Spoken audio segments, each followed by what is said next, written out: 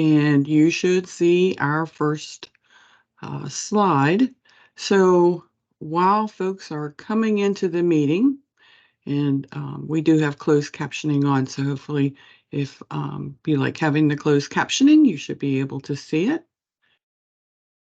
Just let us know where you're joining us from and the kind of business that you are looking to start, or maybe the business you're in already. A lot of people take this webinar after they have started their business. So we'll be starting here momentarily.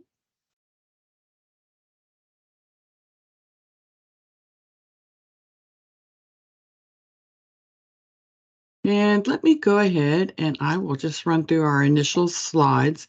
We are so pleased that you could join us this morning for our live webinar, 10 Steps to Start Your Business. Joining us as our presenter will be Mark Martinez, and we're going to focus on the steps that you take when you are starting your business. As I said when I started the presentation, a lot of times people are already in business when they join us for this webinar because maybe they've missed a step or two, and some of these steps can be pretty important. So let me just run through all the stuff that you run through in the beginning of a webinar. Please feel free to use your webcam. We do like to see people's smiling faces. We do ask that you mute your mics. You can unmute at any time and ask questions.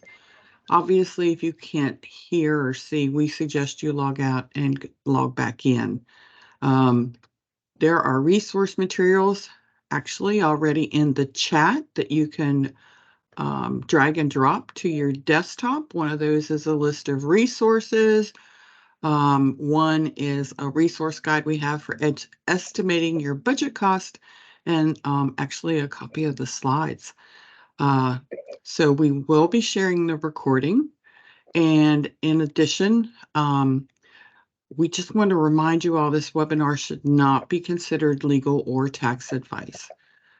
But if you get shy and you don't want to hop in and ask your questions, feel free to put that question in the chat. I'll be in the background. I'll be checking off and on to make sure Mark is able to see your questions. If you're having audio issues, check your speakers and audio settings, and do know that your internet connection can affect the quality of your sound. UHV SBDC is part of the Texas Southwest SBDC network. Excuse me. And we are a partner, resource partner with the Small Business Administration. We are funded in part through the SBA and through the state of Texas. And as you can see, this is our organizational chart for our network. Our network lead center is located at UTSA in San Antonio. And then we have 9 field centers, and we also have specialty centers that provide assistance to our clients. And for all of us, our mission is to foster small business success. In addition, this shows you our service area. That's right here in the red. Those are the counties that we provide direct service to. In addition, our network is in the blue, and it stretches from Brownsville all the way out to El Paso, back over to Austin, and down to our service area. So we cover a large section of Texas. We are hosted by the University of Houston-Victoria, and we are dedicated to supporting small business owners and entrepreneurs such as yourself. So how we do that is we provide no-cost, confidential, client-driven business advising that fuels job creation and diversifies our economy and propels your business to growth. In addition, we provide no-cost and low-cost trainings just like today. And don't worry, maybe you're not within our service area. It's okay. You can go to www.americassbdc.org, and you can find your closest SBDC. There are over 1,000 of them across the country, so you're never far from our assistance. If you are within our service area, then what you can do is go to www.uhvsbdc.com, select new client sign up, and you very easily can become a client of the UHV SBDC. Our services, as I said, are no cost. They are confidential, they are client driven, and they are taxpayer funded. That's why we do not to the actual meal, but I didn't charge. it since the sausage is already sweet. But I think it would have been really good if I had just drizzled some syrup in the batter right before the sausage. Hang on just a moment. I'm interested to hear about people's breakfast, but right now. So let's get back to the slide. Okay, so what you can see are just some of the services that we provide here through our business advisors at our center.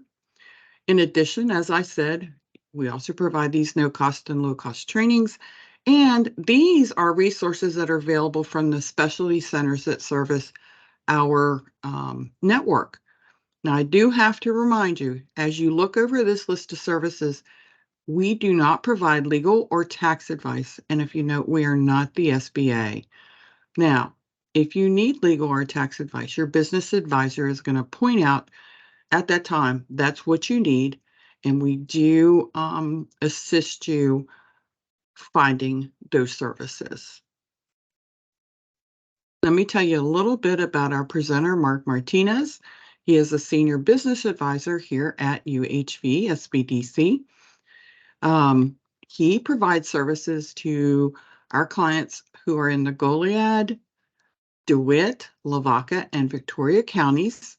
Mark's experience began in office management before he graduated from college. He's worked in nursing home management and in commercial electrical distribution.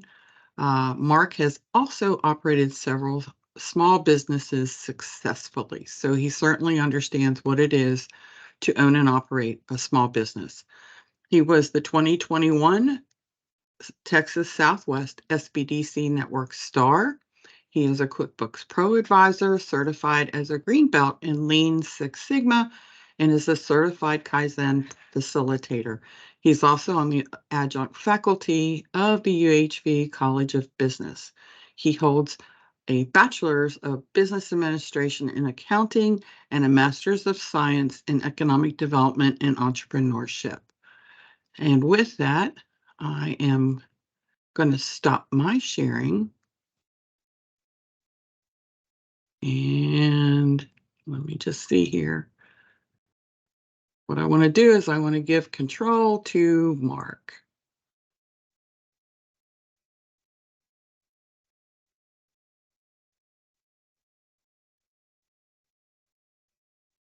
So let me just, there he is. I know he's on here. There we go. Okay, Mark, what I've done is I've given you control. Okay. And folks, when he brings his PowerPoint up, you should be seeing his slides and not mine. Let's see here.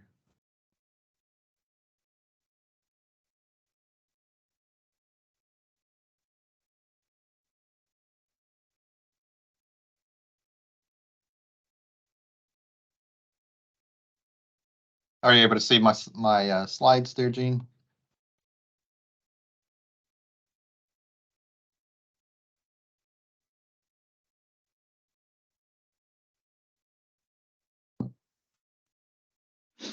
Yes, we do. Okay, I couldn't hear you, Gene, but yeah, you guys can see my slide. Yes. Okay, perfect. Well, good morning, everyone. Thank you, Gene, for the great introduction. And thank you all for joining us this morning from wherever you are. Now, one of the things that we're going to talk about several different things throughout this webinar. And of course, you know, this is a list of 10 things that we put together in the order that we thought would be best in starting a business or looking to purchase a business, or whatever the case may be. Now, as we go through this, one thing that I do want to mention is that a lot of times we are doing a lot of these things simultaneously throughout the process, but in order for us to put it in a list format, we kind of had to break it out into the 10 steps. But again, like I said, most of the time we're probably going to be working on a lot of these things, all 10 things simultaneously at different points of your creation of the business. So with that, we're going to go ahead and get started. And the one thing that we want to talk about with starting a business or looking to purchase a business is that many times, we want to start a business, but we just don't know where to start. A lot of times we say, well, I know what I want to do, or I have this idea, but I don't know if I should, go out and pay for a certain business structure. Like, most people always bring up an LLC. Should I go ahead and register for an LLC? Should I go ahead and pay for that? Or should I go ahead and rent this location because I love this location? I think it'd be a great place. Or should I buy this building or buy that equipment? And so a lot of times, or even apply for certain permits, for example, sales tax permit. And so a lot of times what happens is, you're thinking about all these things, but don't know which part of it do I do first. And so number one, the very first step into starting a business or again, purchasing a business is that we have to conduct market research. So we want to be doing our due diligence to make sure that this is something that you truly want to do, that you truly want to invest in before even jumping into it. The last thing that you need is to spend a bunch of money on something that you never do anything with. And that, here at the Small Business Development Center, here at the University of Houston-Victoria, myself and my colleagues, the other advisors, those are things that we talk to our clients all the time. And sometimes, you don't want to rush into things because that's when you can, create, quite a bit of a mess for yourself. And the last thing that we want is for you to either get in debt or have a piece of equipment you can't do anything with, a building you can't do anything with. And trust me, I've seen it before. I've seen where I've had clients come in after the fact that before they've done their research and put together their business plan and really thought this through, they already had a location, but it was sitting empty. So they were spending, $1,000 a month on a building that they didn't really know what to do with yet. So in these 10 steps, we're going to talk a lot about the marketing piece of it, the research, choosing a business name, choosing a business structure that fits you, registering now for registering your name, whether it's with the local county in which you reside and work in, or throughout or registered through the state, obtaining your federal state tax IDs, opening up a bank account, applying for any other licenses and permits that you may need in the city or county that you're going to be operating your business in. Again, writing that business plan. And in the meantime, like I said, simultaneously, we're probably going to be writing the business plan and doing all these other things all at the same time.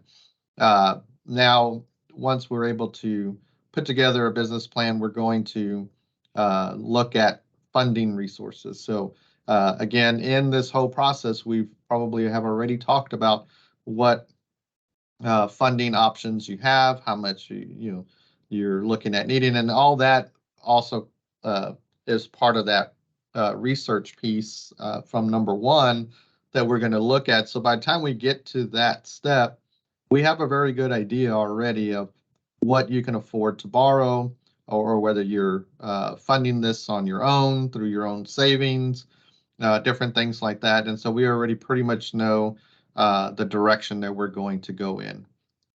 And then once you have your structure in place, once you have your your permits, your bank accounts, and all those things. Now we can go out and pick a location, whether that's working out of your own home, whether that's renting a location, purchasing a building, and then we move forward. So we can't really pick a location until we have the funding available.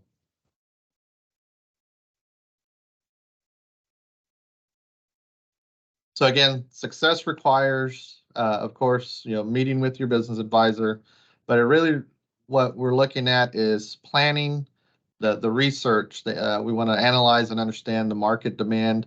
If you have something or you bring in something to to your community, we want to make sure that the market isn't saturated already. Maybe you're looking at becoming, say, a photographer. Well, I can tell you here in the Victoria market, photography is very saturated. So, it doesn't mean that you can't be a photographer. It just means now you really have to work hard at separating yourself from the other photographers that have already established themselves in the area. And that is just part of looking and researching and making sure, is this the right market and industry for me to go into? Knowing your own skills, having a realistic timeline for the startup and growth. A lot of times, a lot of people say, well, I want to start in 2 months, or I want to start tomorrow, or I want to start in 3 months. And sometimes that timeline isn't a very realistic timeline, especially if you're looking at obtaining funding through a lending institution and those types of things, because a lot of times, it takes about 3 months just to get through the process, through that lending process alone. So, if the timeline is 3 months and it's taking you 3 months to get funding, then, we need to look at maybe 6 months, of when the actual time of opening will actually be. Because the other things that are going to come into play is maybe you need to remodel, maybe you need to bring in different type of equipment, those types of things. So those are other things that we also have to take into account in that startup timeline. The other thing that we definitely need is sufficient capital. We want to make sure that we have enough money to not only open the doors, but to keep the doors open for at least 6 months. Most of the time, there's about a 6-month window for new businesses to be able to generate awareness in their communities. So we want to make sure that you're able to pay for your overhead costs, make sure you're able to pay for inventory to keep the doors open and operating. So we want to make sure that we have realistic expectations of financing and make sure that we're projecting that as realistically as possible within our financial projections. And those are all things that your local SBDC or small business development centers can definitely help you with, walk you through the process and make sure that we're looking at each piece of this in detail to make sure that you are planning correctly and making sure that you are including everything that you need, not just for opening the doors. Because sometimes we only think about, okay, I just need this truck and I need this piece of equipment, and that will only cost me $20,000. But what about everything else? What about fuel? What about maybe any solutions that you're going to be using within that piece of equipment and different things like that? So, or if you're going to hire someone, do you have enough money projected to be able to pay that person's salary? So there's a lot of things that will go into that decision making, and so all that really does take some time. One of the things we always talk about that we want our clients to do as well is making sure that we're building very strong relationships, and we refer to that as a BEL or BELS team that these are the people that are going to help bail you out, basically, with any questions or advice that you need. So we definitely want to make sure that we're communicating with our banker. We want to make sure we're communicating with our accountant, our insurance agent, our attorneys or legal advisors, to make sure that we're doing everything to stay in compliance with any local, state, and federal laws. And then we come in, the SBDC advisors, and help you with the business planning, the business process of managing and operating a business efficiently. So number one, again, we're coming back to conduct market research. So what does that look like? Well, one of the things that we want to come up with is our value proposition. So what that means is, what are you offering that no one else is offering? If you're opening up a hamburger stand, if you're, again, becoming that new photographer that's coming to town, what are you offering that would separate you from everyone else and want people to come to you or make that decision to buy from you? So we want to understand what that value proposition is, the kind of business that we're looking at opening, looking at the market, understanding the demographics of the people that are in that community. And one of the other things that we're also looking at is, is there a demand for your product or service? Are you solving a problem? Maybe, for example, maybe there's not enough RV parks, or maybe there's not enough restaurants. Maybe there's not enough restaurants to stay open past 8 o'clock. I mean, different scenarios can happen, and are you filling that gap? And so when we conduct that feasibility study, we're looking at, is it feasible for this business to be able to prosper in that community and sustain itself? And then we're also looking at the competition. When we look at the competition, we're looking at who's your most, who's going to be the top competition that you will face, and what are their strengths and weaknesses. Maybe some of their strengths are that they've been in the community for a long time, they have a good reputation in the community, but again, maybe they don't stay open past 6 o'clock or 7 o'clock. And when we start looking at the competition of what their strengths and weaknesses are, we also want to look at what our strengths and weaknesses are as the new blood coming into that industry or into that community. What are our strengths? What are our weaknesses in this new industry that we're going into?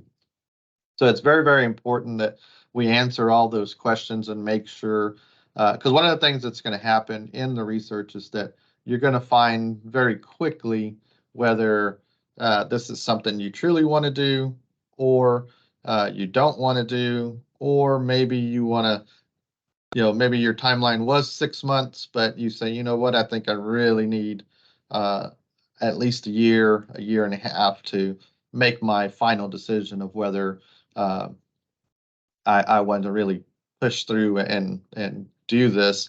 I've had clients who have gone through the research process. We've went through the business planning process, looking at all the different things.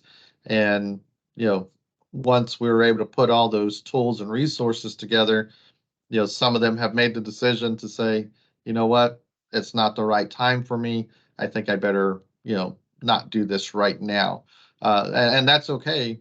And, of course, others will say, I'm ready. This looks great. Let's move forward. And like I said, but that's what this will do. That's what planning properly will do, is it'll help you make those good, sound decisions of whether I should move forward, whether I should not move forward, whether I should purchase a building versus leasing a building, or whatever the case may be. So the research is a very, very important piece into this. It does take time. It does take, a lot of effort. One of the things that I always tell my clients is that, and what I've seen is that when it comes to business, a lot of times we don't want to plan. We don't want to take the time to go through this and, see if it makes sense on paper. Um, and so a lot of times people just say, I'm just going to do it. And, if it works, it works. And sometimes it works out well, but, how much better could it have been had you planned properly?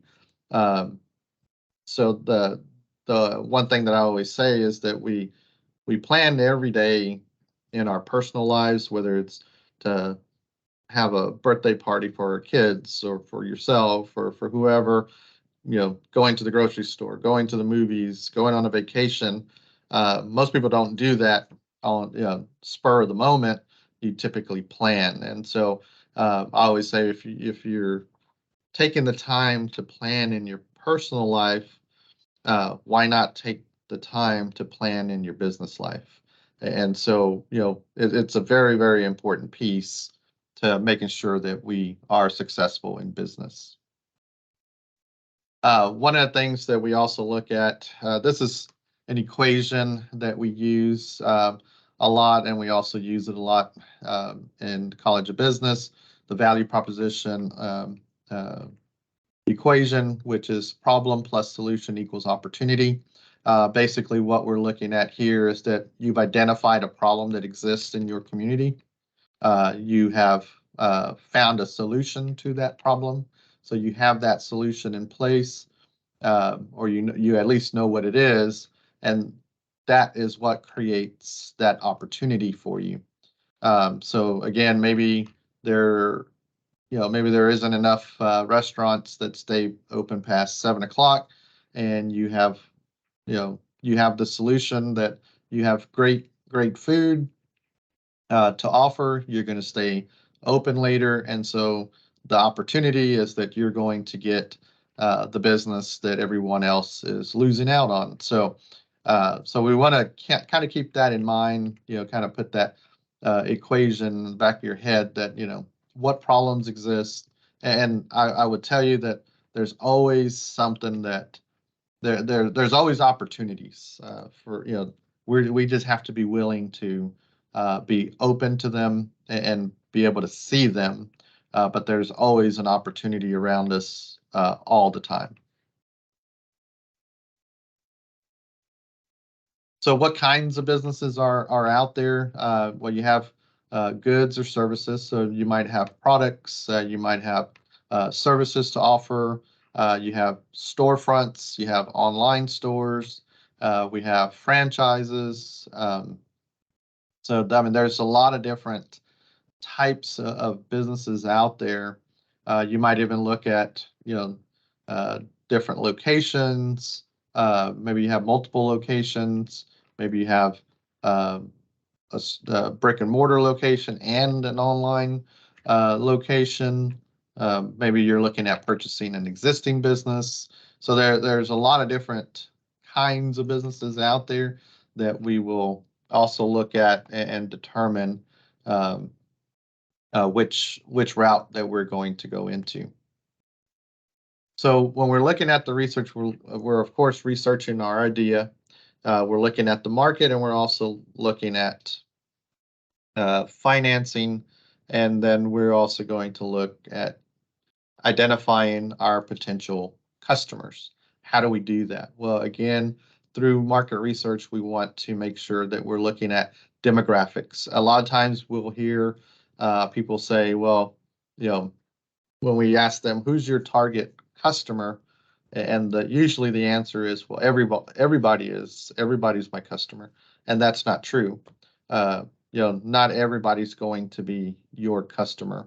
One of the things, if you're again selling those nice, delicious hamburgers, not everybody likes hamburgers. Not everybody eats meat. So not everyone everyone can't be your customer, even though we all would like them to be our customer. So when we look at demographics, we're of course looking at age ranges. We're looking at income ranges. We're looking at whether is it going to be a good mix between men and women, or mainly women or mainly men, and different things like that. So there's a lot of things that go into the demographics of the study of demographics of your customer. We'll also look at psychographics. So there we're looking at who is more likely to use your services. So, if you own an RV park, you're going to target people who, obviously like to travel in RVs and camp and those types of things. If you're targeting or marketing to people who rather stay in a hotel, you're not really targeting your actual target customer, because those people aren't coming to RV parks and staying in RV parks. They're going to hotels. So we want to understand the psychographics, the demographics, the geographics of who and all am I serving? Am I just serving my local community? Am I serving my local community and surrounding communities or counties? And again, we're looking at the industry, how strong or weak that industry may be, and also competitors again.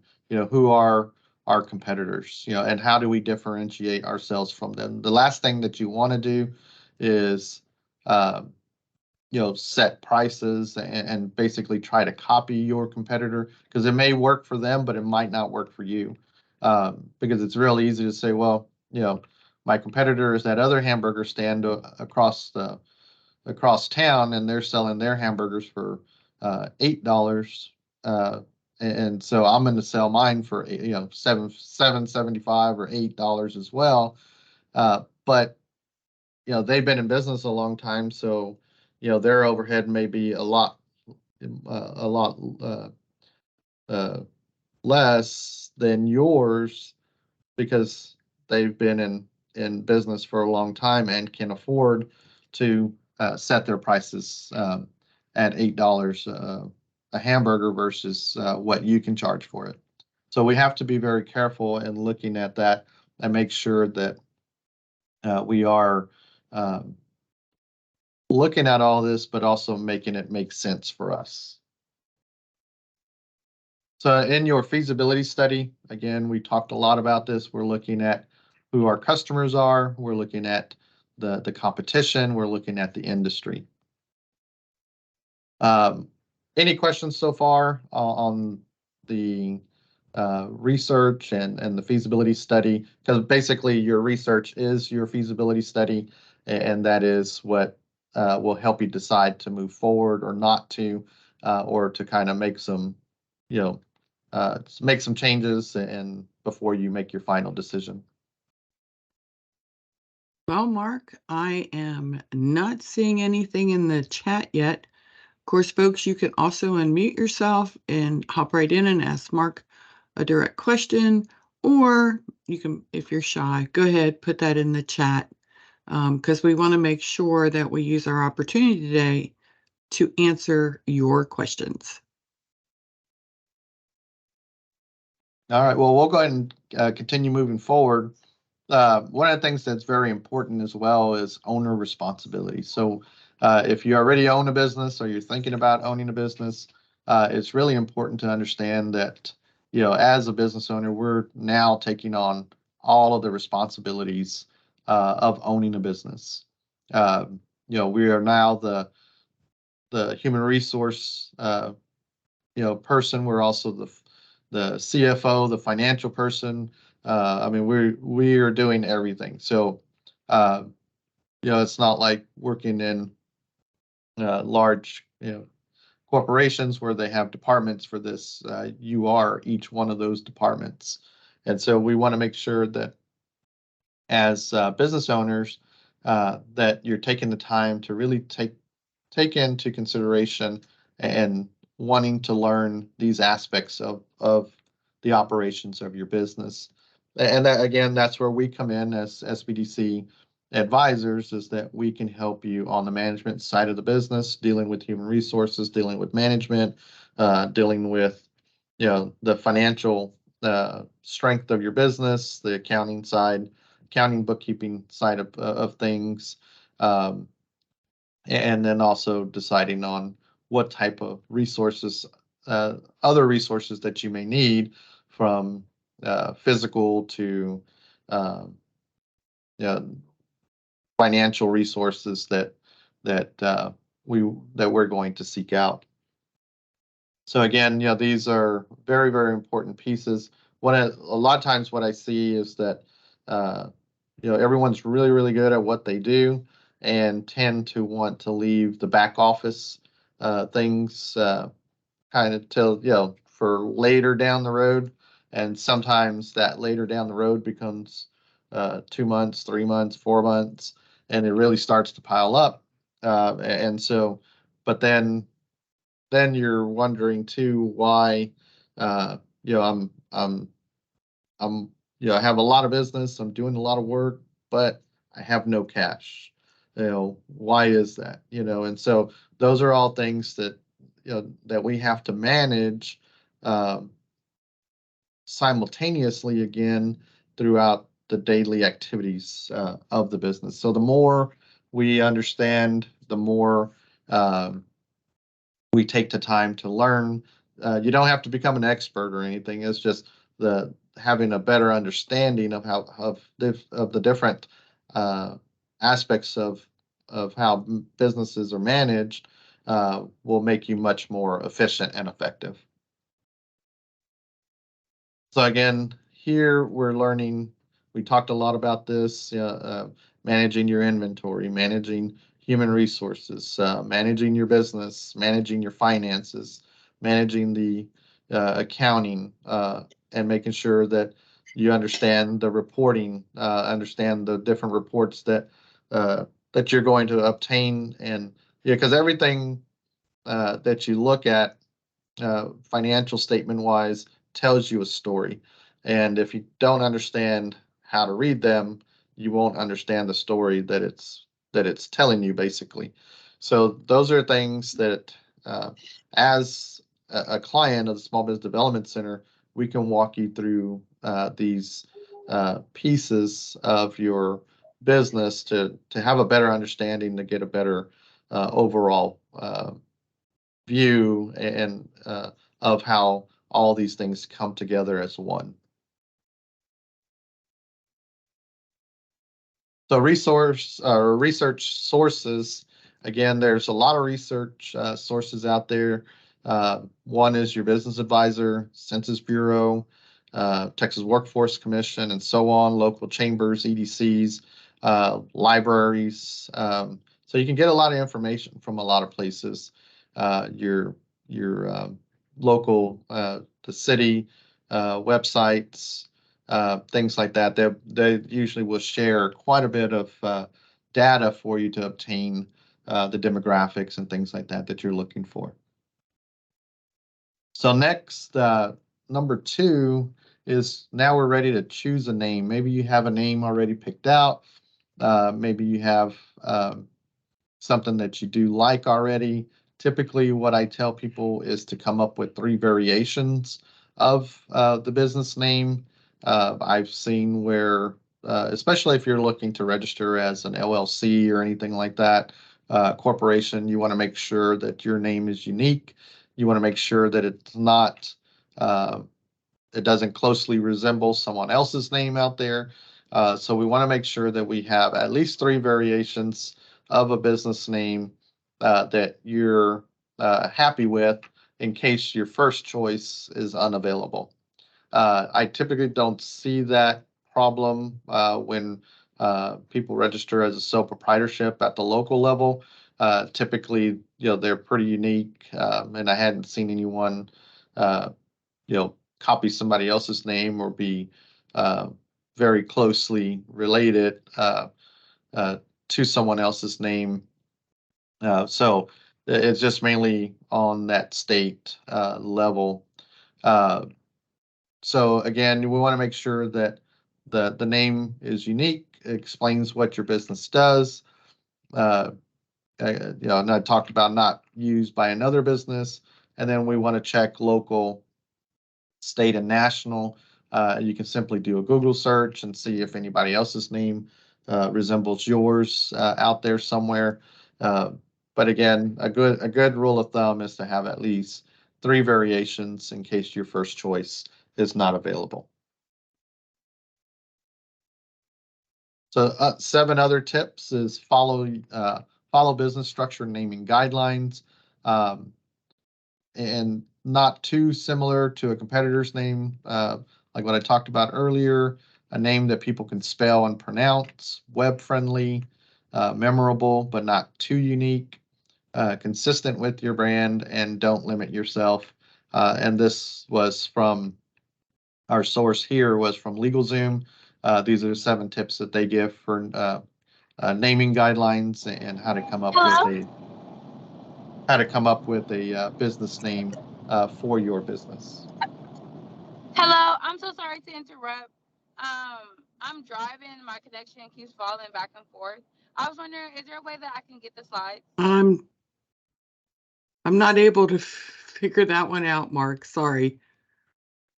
Okay. Well, I think she's just asking if she can get the slides. Oh, sure. Everybody's going to get it. Everybody's going to get an Okay. email tomorrow. And it will have the slides. It'll have the handouts. It'll have all that. Yeah, so you'll be able to get them. Okay, sounds great. Thank you. You're welcome. So again, step 3, and now that we've done our research, now that we've decided on a business name, now it's time to look at choosing a business structure. So again, there are multiple different business structures out there. So proprietorship, again, that's done at the local county level. So you just register with the at your local county courthouse. Now you're going to do that in the county in which your business is going to operate. So if you live in another county, but your business is in another county from where you live, you're going to register in the county that your business is operating in. Because if not, what's going to happen is that you're going to end up, if you register it in both counties, you're going to end up paying county taxes in both counties, even though you're only operating in one. So, be careful with that. Make sure that when you go to the county clerk's office, wherever you are, typically what will happen is you'll fill out, I think most people now have gone to an online application process. And so they'll typically will go through they have their own registry, and so they'll look and make sure that the business name that you're looking to use isn't already being used, and if not, then they'll allow you to move forward with the application process of registering your business name within that county. Another business structure is a partnership, and so that's usually 2 or more individuals coming together to open or start or purchase a business. And so that can also be done at the local level as a general partnership. Now, typically at the local level, it's usually 2 owners. And at the local level, you don't have the option to say, well, I'm 80% owner and my partner is going to be 20% owner. It's automatically assumed 50-50. So you definitely want to be careful with that if that's not how, or that's not what you got, you and your business partner agreed upon.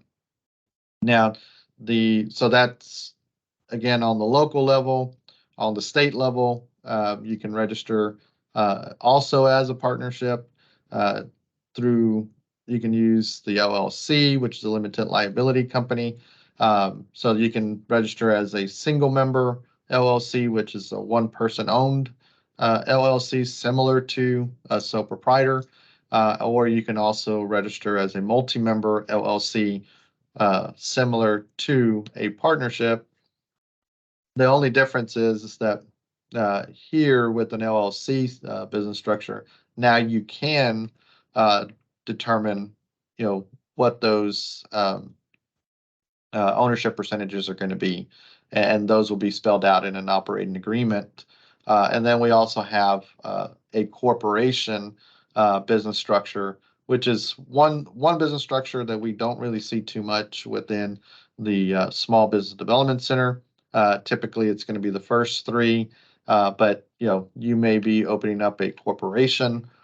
And my suggestion is to consult with an attorney, make sure that these things are being set up correctly, especially when setting up an LLC or corporation. Hey, Mark, we do have a question, and this is a great question. Okay. If you move, say, for example, from Austin to Dallas, should you then re-register your business in the county that Dallas is in? If you're a sole proprietorship, then yes. Unless you're going to continue doing business in Austin and in Dallas, you can you can leave. It just depends on whether you're going to continue doing business in Austin. If you're taking your business to Dallas and you're solely operating over there, then yeah, I would re-register. Especially if you're a sole proprietorship, I would register in the county of Dallas.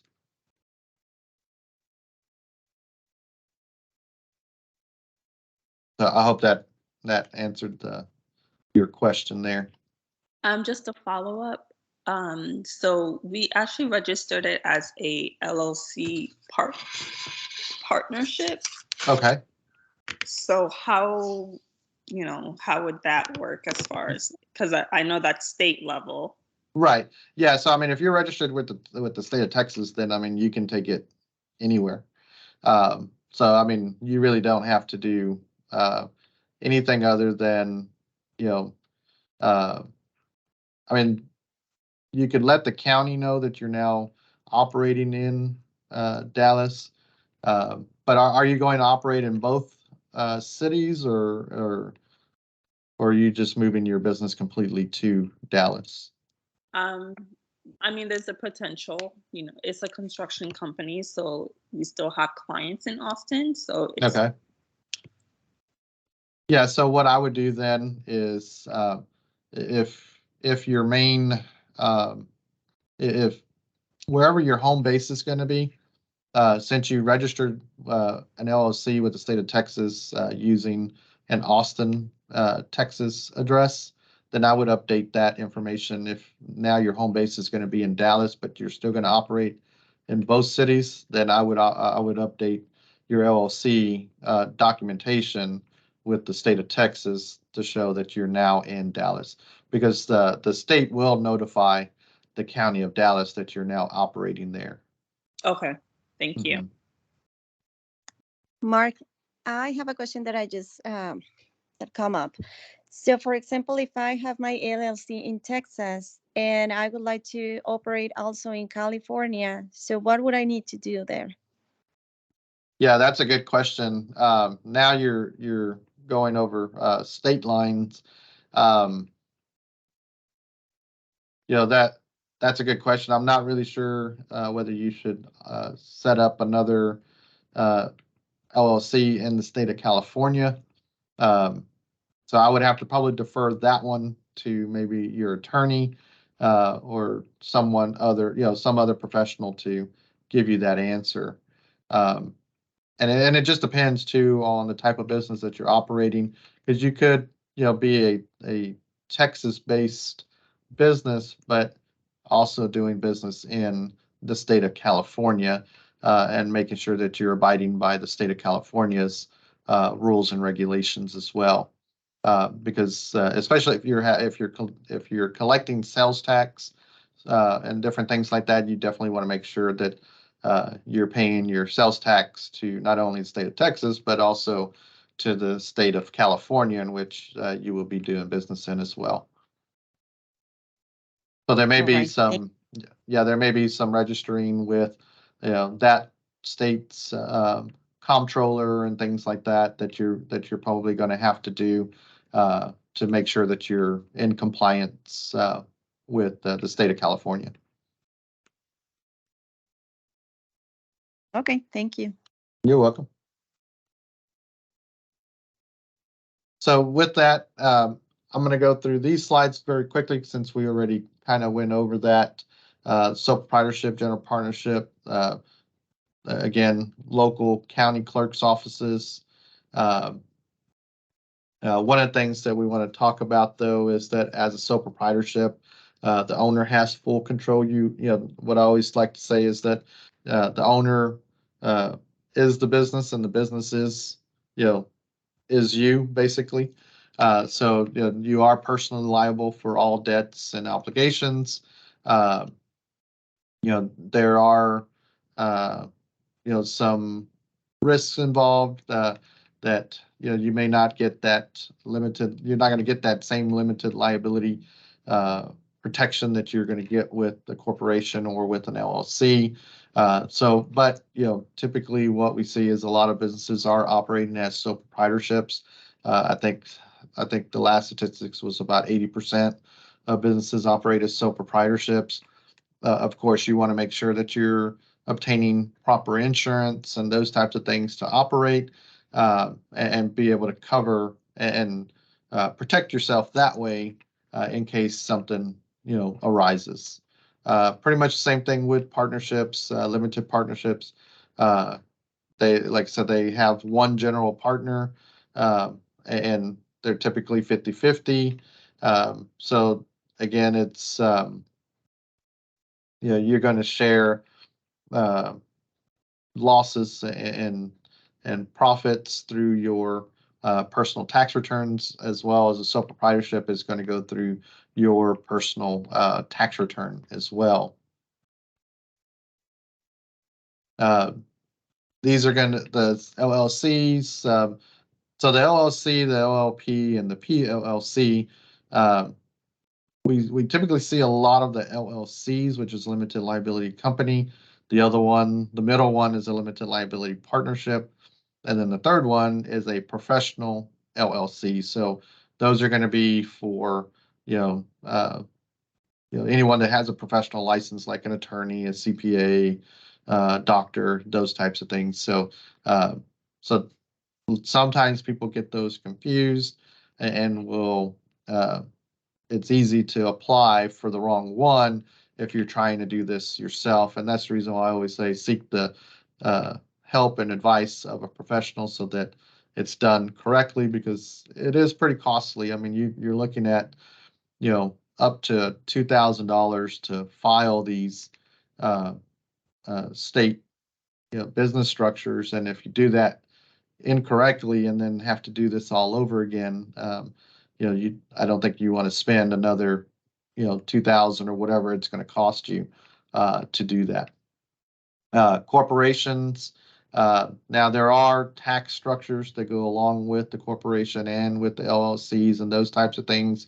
And those would be things that I would talk to with your CPA or whoever your accountant is to get better understanding and know how all that works, because a lot of times you'll hear the S Corp getting thrown around a lot, that I'm an LLC, but I'm an S Corp and this and that. And so there's different tax implications with that. But again, I would suggest that you speak with your tax professional to see if that's something that you want to do or not do. Because as an LLC, you can still file your taxes, especially if you're a single member. You can still file as a sole proprietorship on a Schedule C. So, some people just stick to that. Others want to have the S Corp designation, and there's different reasons for both. So, but again, tax professional will be your best option to get that information. Corporations, of course, the reason why we don't see those set up within our clientele base is that, now you're looking at, probably closer to $5,000 for setup. And it, there's a lot more shareholders and things like that that are involved, a lot more reporting. So for a small business, typically it's not worth the time and effort to do a corporation. But it just depends on the type of business that you are operating and setting up. So what do we do now after we've decided on our business name, we've decided on business structure, we've registered, we've done all those things that we need to do. Now it's time for us to obtain federal and state IDs. And what are those? So basically, with a sole proprietorship, an LLC, corporation, you're going to have an EIN number. Now, you will be told at some point that a sole proprietorship can or doesn't need an EIN, and that is true. A sole proprietorship can actually operate using the individual owner's social security number as their tax ID number. I don't recommend that only because, especially if you have employees, if you're dealing with vendors, the first thing that they typically ask you for is, what is your tax ID number? So if you're using your social, now you're giving your social security number out to everybody, or even if you have, maybe you don't have employees, but you have independent contractors who you have to end up giving 1099s to at the end of the year. So on those 1099s and those W-2s, you have to put your taxpayer ID number on it. So again, I don't suggest having your social security number put on all these different documents. So it's easy to get an EIN number. An EIN number is provided at no cost through the IRS. But you can't get the EIN number until you have established a business structure. So once you've done that, whether it's sole proprietorship or LLC, corporation, whatever the case may be, now you can apply for an EIN number. Most of the time, if you have someone processing this for you, they typically include obtaining the EIN number in the process. So if you're filing for an LLC or corporation, whoever's doing that for you should get you an EIN number during the setup process. Now, then after that, you can also apply for sales tax permits and different things like that, because again, you have to have your business structure set up before you can apply for any of these IDs. The other thing now is once you have a business structure and an EIN number, you can also open up a bank account, because you can't open up a bank account unless you have the business structure set up.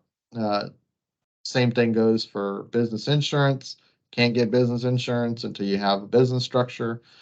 So everything relies on that business structure documentation that everybody is going to use in order to obtain, again, your different taxpayer IDs, opening up business bank accounts, obtaining insurance that you need to protect your business and yourself. So a lot of things rely on that documentation. So again, that federal ID, we refer to it as the EIN or employer identification number. And so this is one of the things that is going to be used quite a bit. And I always like to say that think of your EIN number as your business's social security number. And so you definitely want to make sure that you're keeping it in a safe place. You also want to make sure that you keep your EIN letter from the IRS in a safe place. I would suggest that you keep it in a digital file. And if you want a hard copy, you can have that as well. One of the things that I find is that a few years may pass and you lost your hard copy. So now where do I get it, right? How do I obtain another copy of my IRS letter showing that this EIN number belongs to me? And typically when I see that is needed is if you're looking at doing any kind of business with local, state, or federal uh, uh, government. So if you're looking to do if you're looking to do any kind of government contracts, they're going to ask you for the actual form. So, that's the reason why I say keep it in a safe place, keep it digital form, keep it somewhere that you can access it. And I would do that for every single document that you obtain to start your business, because you never know where, it might get misplaced, you might lose it, but at least you have it somewhere safe, copy or digital file that you can just print these documents out again. Mark, Now, we have a question. Sure. Okay. Do you need a sales tax number if you're only providing services and not goods? If you're not collecting sales tax, then you don't need a sales tax permit. Now, you have to be careful too with because when I say services, for example, if you're doing lawn care, that's considered a service, but it also is required to collect sales tax. If you're a photographer, that's a service, and typically photographers now provide digital files to their customers, but that is also another industry that is required to collect sales tax. So just because you are a service-based business doesn't technically mean that you don't need a sales tax permit. It just depends on the type of service that you are providing. So a lot of times it's best to contact the state comptroller if you're unsure. They'll actually walk you through a process and determine whether your type of business is required to collect sales tax or not. And I'll tell you why. If your service can be converted into something tangible, so I'm a photographer, I give you a digital file, but you can go to any print store now, Walgreens or whatever, and turn those digital files into canvases. You can turn them into whatever, and frame this. So now it becomes a tangible item. If you're a lawn care service, your lawn is a tangible item. You can touch it, you can see it, you can, you can change it. And so we have to be kind of careful with that. So most of the time, you probably don't need it, but if you're unsure, definitely contact state comptroller and they will give you that answer. So it just depends on whatever whatever you're selling as a service. Now, if it's something, I'm trying to think of something. I guess, well, like let's just say you are a barber, hairstylist. You don't need a sales tax permit. They're not required to collect sales tax unless they are selling products. So if they are selling products, now they will need a sales tax permit to sell the products, but not to do the haircuts. So it can get a little bit muddy at times and a little bit confusing, but comptroller's office I have found to be very useful and very helpful when it comes to, do I need one or do I not need one? So I hope that answered your question. Absolutely. Thank you. You're welcome. So again, local, state, and federal. One of the things that we also have to look at and keep in mind as small business owners, that you're going to pay all types of different taxes. And I know everybody's like, yay, I want to pay tax. But we have to keep in mind that there are local taxes that have to be paid. If you have employees, you're going to pay unemployment tax to the Workforce Commission. If you are an LLC or corporation, you may or may not have to pay franchise tax. It just depends on how much money your business is making per year. And so I think I believe it's 2.8 million in gross revenues that you have to make in order to pay franchise tax. So if you're under that, all you have to do is make sure that you file your franchise tax return with the state comptroller on a timely manner. So it just becomes an informational return. But basically, it tells the state that you are still in operations and you're still operating in the state of Texas, and it keeps your LLC status valid. So if you don't file that franchise tax for, I think it's at least 2 or 3 years, they will basically consider your LLC abandoned. Now you can reinstate it and stuff like that, but it's always better to keep up with that if you are an LLC or want to become an LLC. Those are things that you're going to have to keep up with. So Mark, you're saying even if you don't qualify to pay that franchise tax, you still have to file the form every year? Okay. Correct. Yeah. Yeah. So you still have to file whether you have to pay or not. Most of our clients who are LLCs aren't making those types of gross revenues, so it just becomes a no tax due return, but it gets submitted, filed, and it's done. So typically, whoever's doing your taxes at the end of the year should also be filing that for you. Now a lot of these also do have different tax dates. So, if your local property taxes are usually due in January of the new year, somewhere around there, usually by the end of January, and so you're paying taxes for the previous year. Texas Workforce Commission, unemployment taxes. It just depends on how big your payroll is, but most of the time that's going to be on a quarterly basis. So every 3 months, at the end of every 3 months. Franchise tax return is once a year. That's usually due, I believe it's due May 15th. So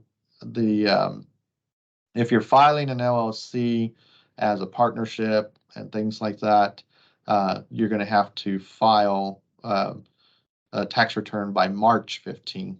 If you have an LLC single member, then that'll be the normal April 15th. So there are lots of different tax dates that you're going to want to keep up with, because they can definitely you can definitely miss those dates pretty easily. State comptroller, your use tax, depends on how big your company is again, or how big your sales tax collections are. So sometimes for some businesses, they may be a yearly depositor. For others, most of the time it's typically a quarterly depositor. So you don't see too many of the yearly ones, but those are usually smaller type businesses that don't really collect a lot of sales tax, but are collecting it. And so the state comptroller just allows them to pay once a year.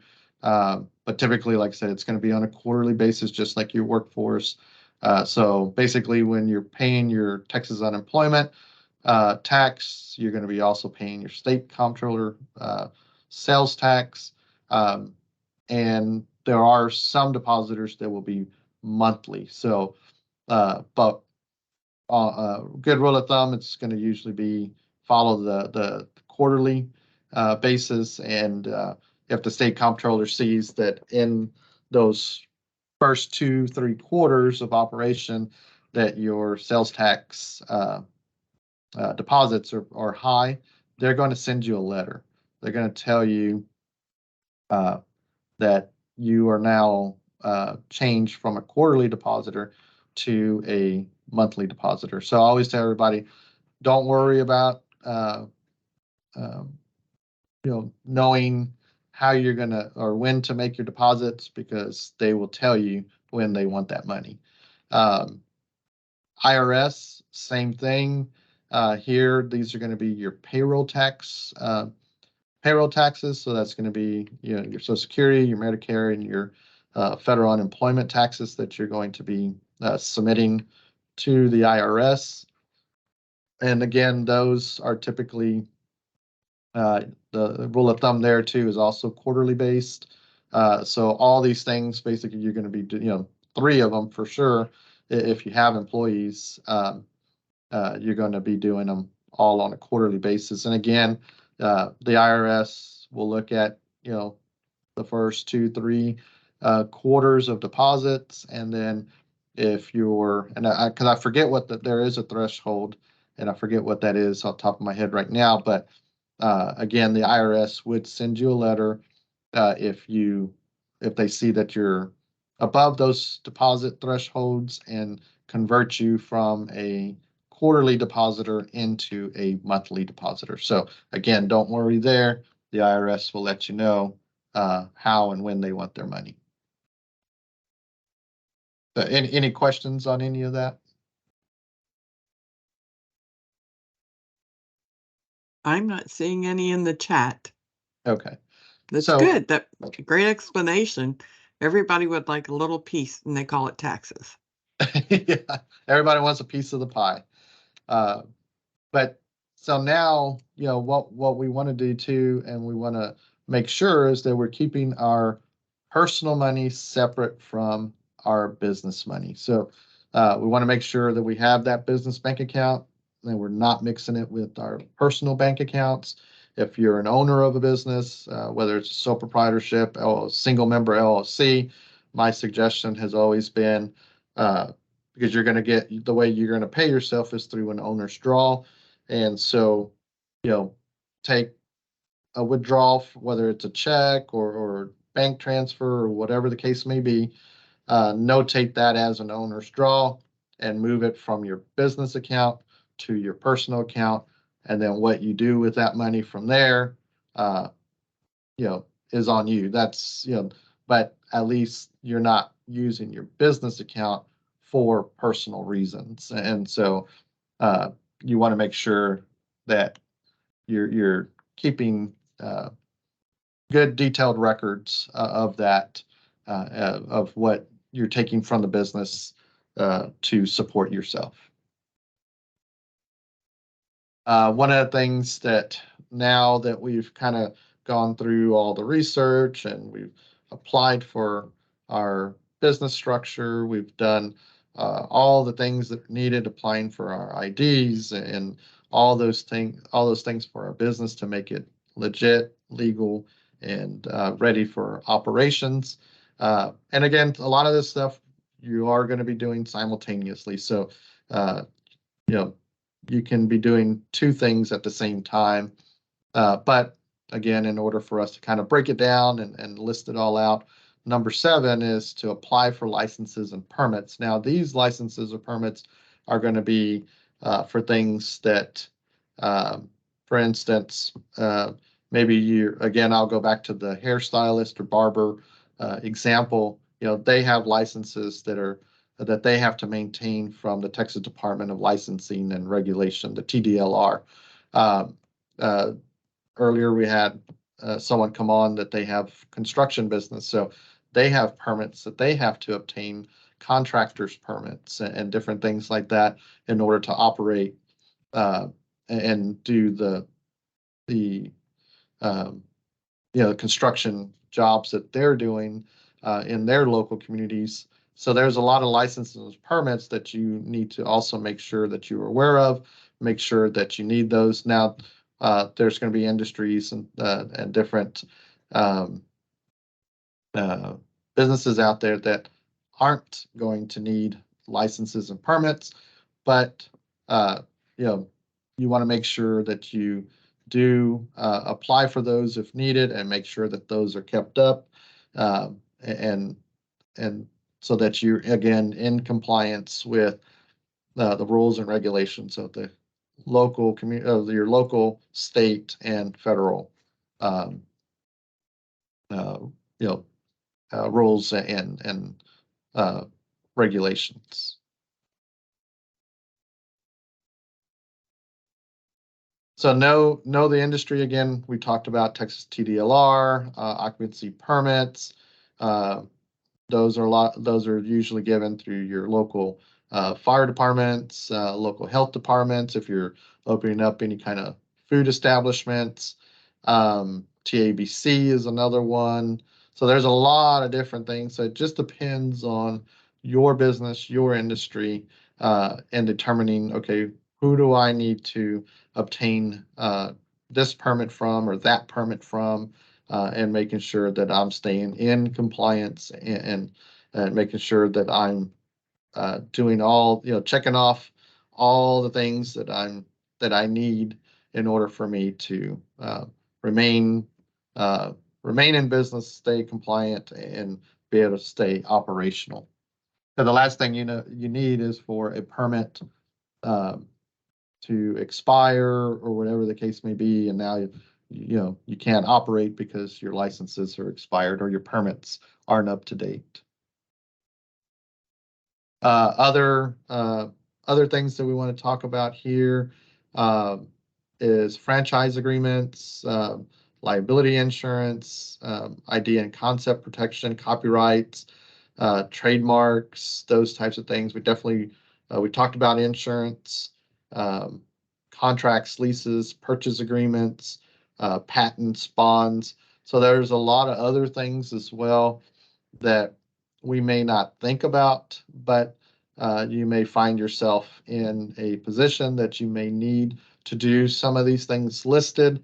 And again, it would be in your best interest to seek the help of a professional who works in these types of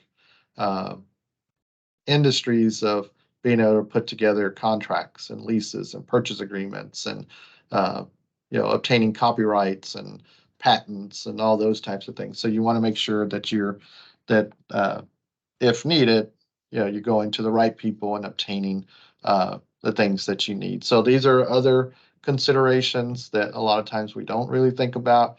You may never need them, but we like to make you aware of them in case one day down the road you may need to put that.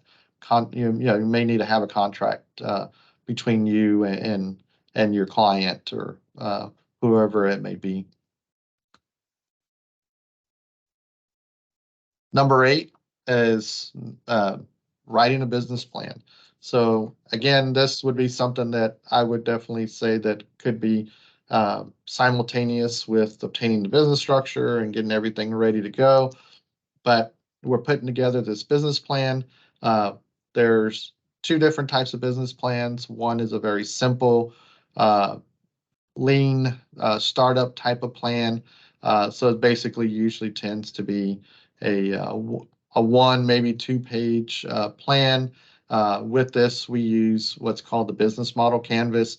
And basically that's an overview of your business. And it basically looks at basically who you are, what type of business structure you're going to operate, the different revenue streams that you're going to have, whether it's 1, 2, or 3 or more, who your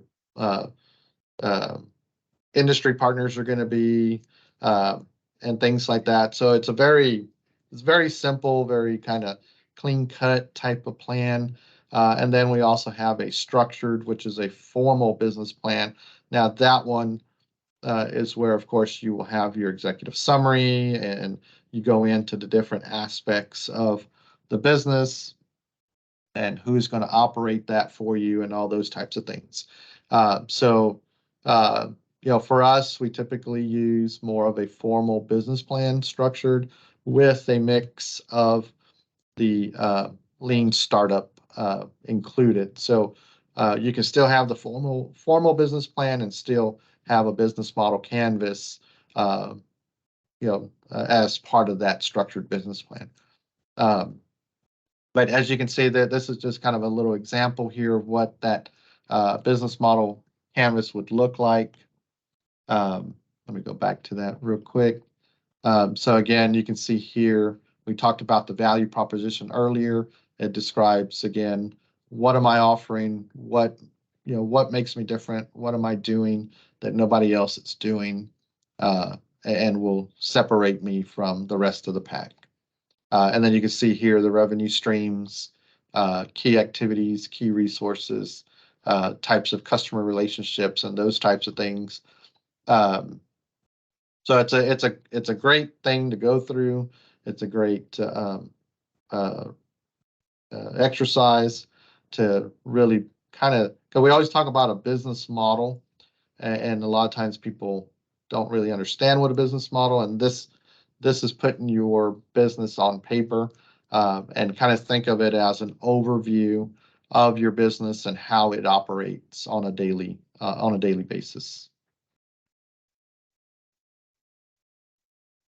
So one of the things that we also want to look at in this whole process is our personal goals. We want to make sure that it's the right time, for you personally to open up a business. For if you have a family, making sure that it's the right time for them, and making sure also that this is the right business to go into.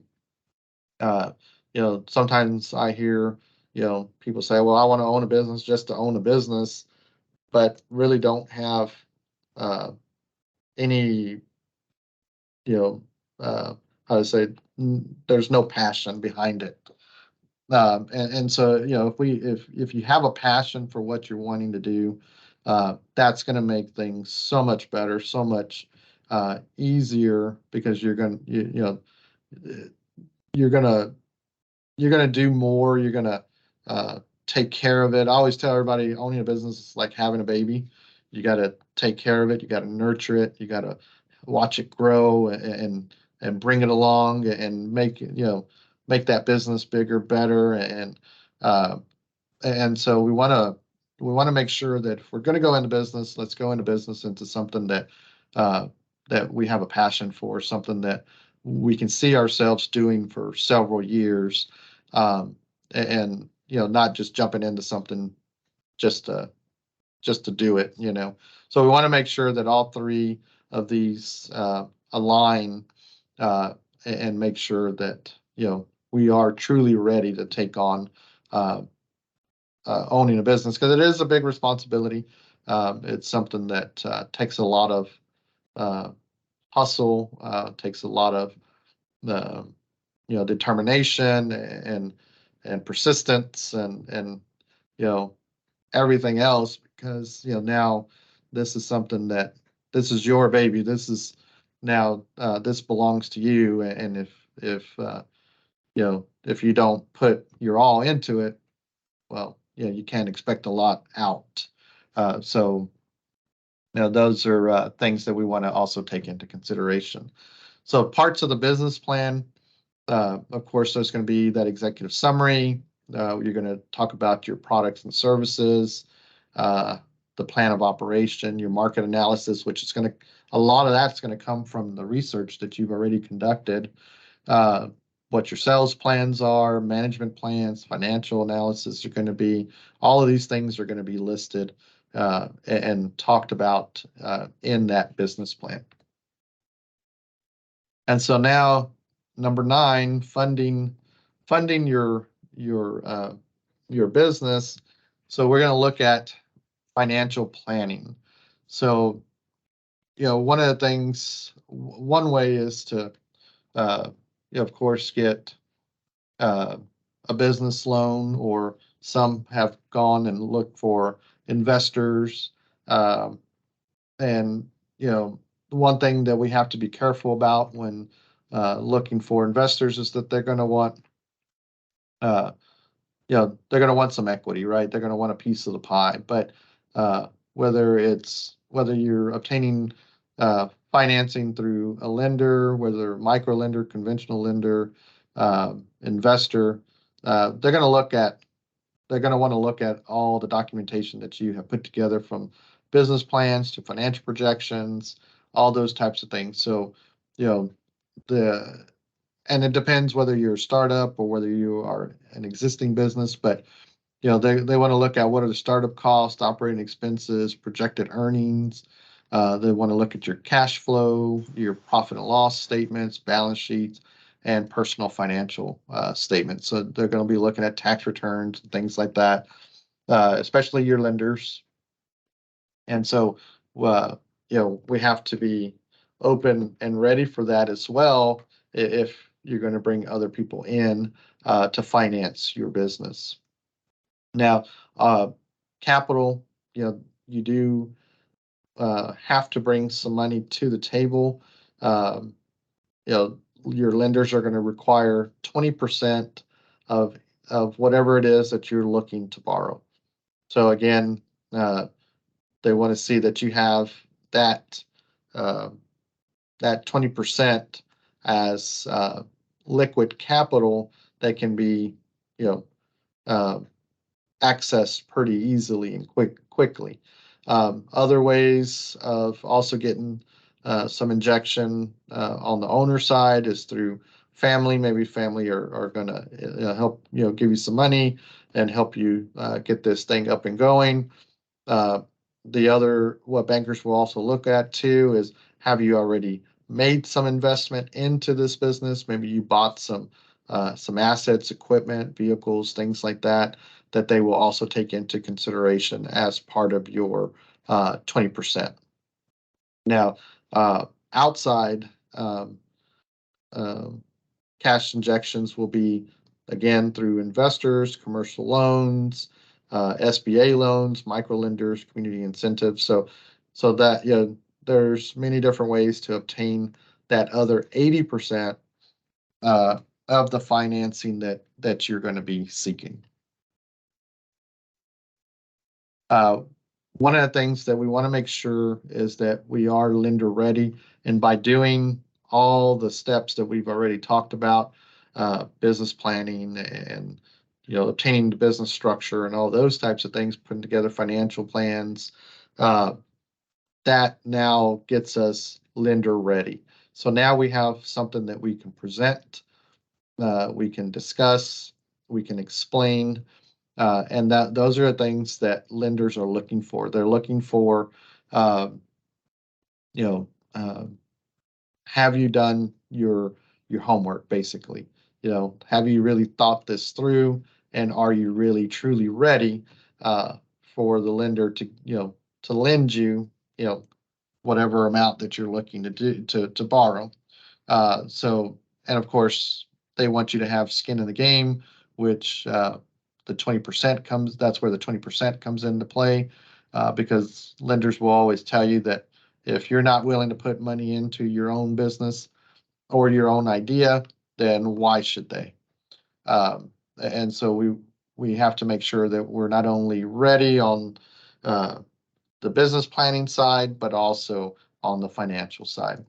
There's credit-based.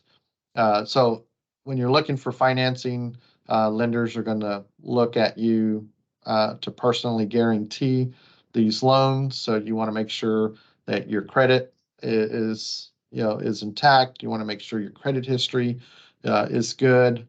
If you know that there are some issues there, take care of that, or try to take care of some of those things before you see the lender, to show that you have made the effort to take care of those things, because they will see it once they pull your credit. So we always talk about the 5 C's of lending, and off the top of my head, I can't remember them all, but it's character. I think I might have it here. Let's see. It's character, capacity, and Gene, maybe you can help me out to remember some of these. collateral, conditions, and maybe I didn't say character.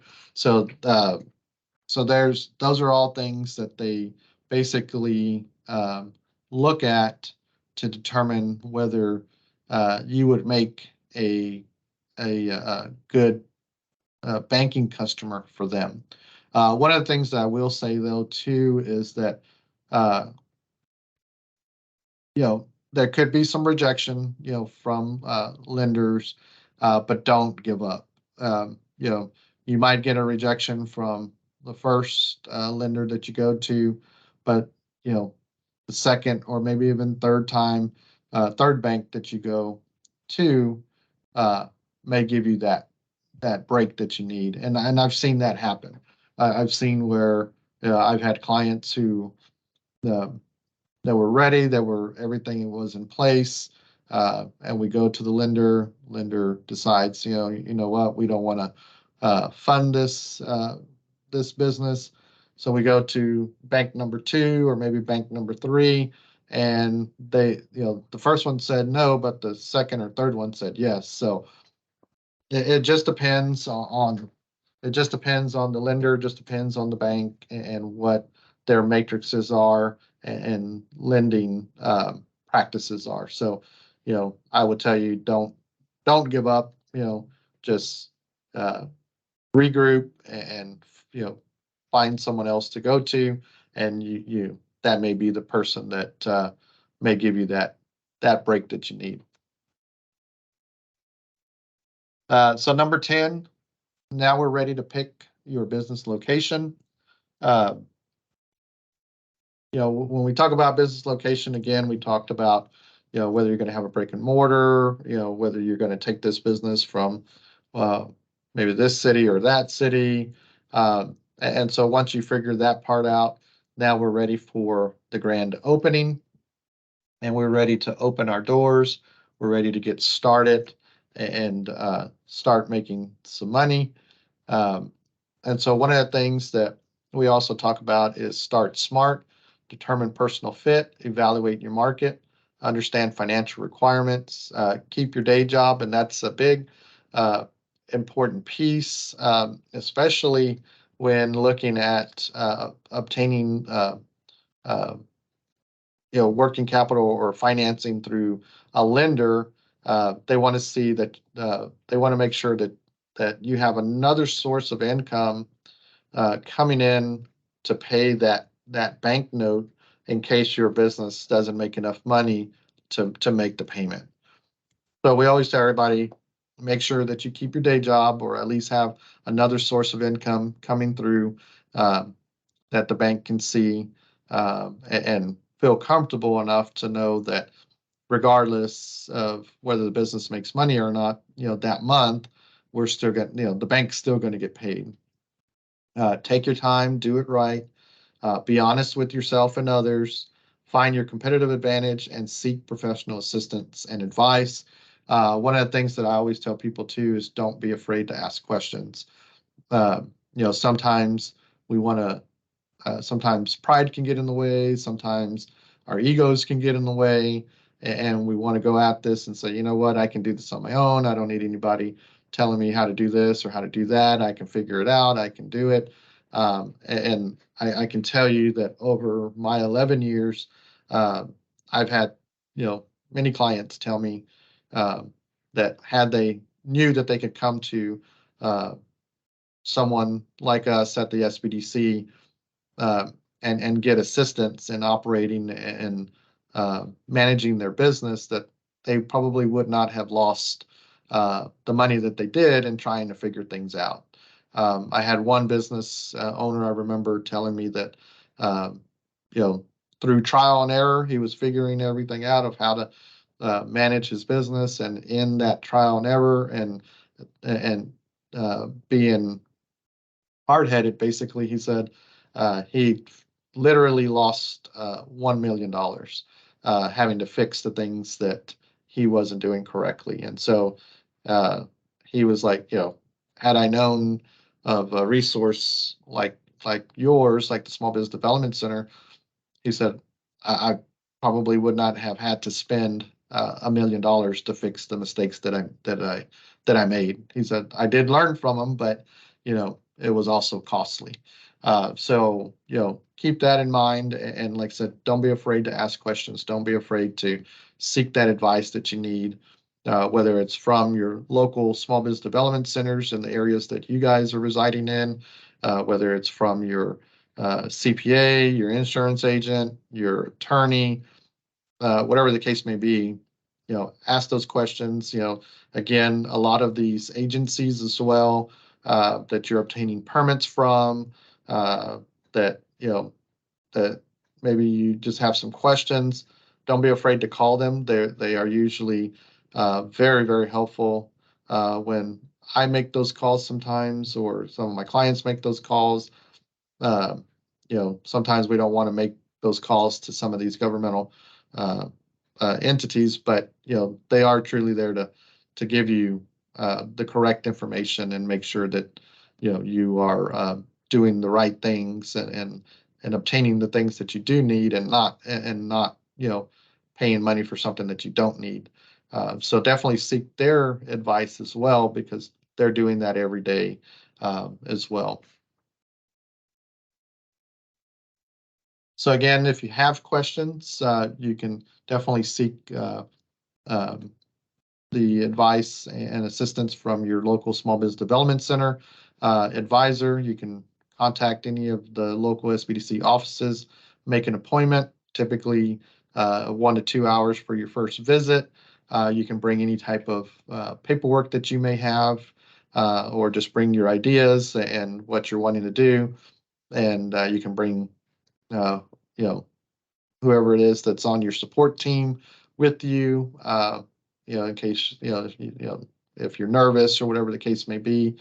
But we are definitely here for you, and definitely here to assist you and try to make things less overwhelming and a little bit more streamlined, and try to make things easier for you to navigate through the process of operating and especially starting a business.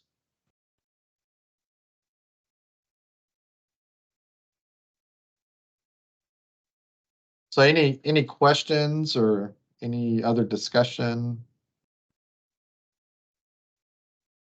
Well, Mark, I'm going to go ahead and put up this slide and give people an opportunity, as I kind of go through this, to get your questions into the chat box, or to go ahead and open up your mic and ask Mark your questions. I am going to pop out a poll. If you take the poll today, you don't have to take the survey later, so it will it's a help for everybody. And we do want to know how we are doing. So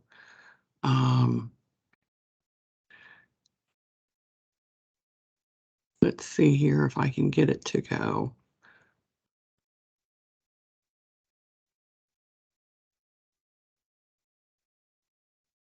And it is not, it is not letting me launch the poll. Well,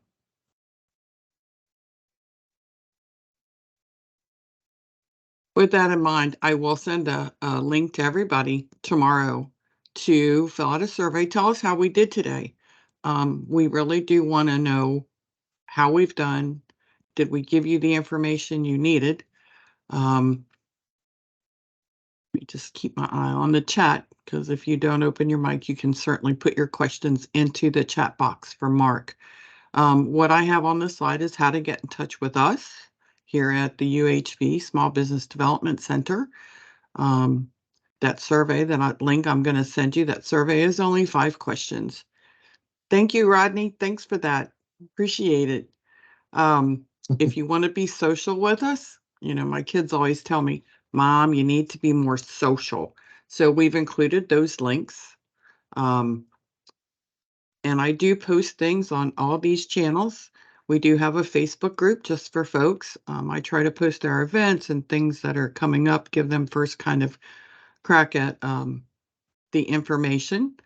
So you will also get a link to our latest newsletter, and you will get the next copy of the newsletter that goes out after that.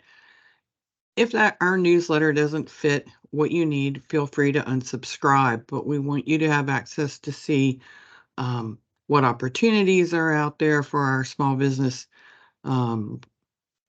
friends and clients. So if there's no questions, we will go ahead. We'll end the webinar. I want to thank Mark for being with us, and I want to thank all of you for attending, taking time for your day. I know we've run over, but not quite as much as we have in the past. When we get started talking about starting a business, it's a lot of information. So tomorrow you're going to get an email from me, and it's going to have some things in it. You have a copy of Mark's slides. I've made a resource list for you when you're doing your research so that you can easily find some of those resources that Mark talked about. Also, we have a handout so that you can easily estimate your startup cost. You know, that's real important. You need to know how much money it's going to cost you, how much money you're going to have to ask for. In addition, we do have a handout for those 5 C's of credit, and we'll send that along, and the link to the survey. And thank you, Naomi. Appreciate your kind words. And with that, we're going to go ahead and say bye for now, and we will see you at the next webinar. Thank you, everybody. Bye. Thank you. Appreciate it. My pleasure.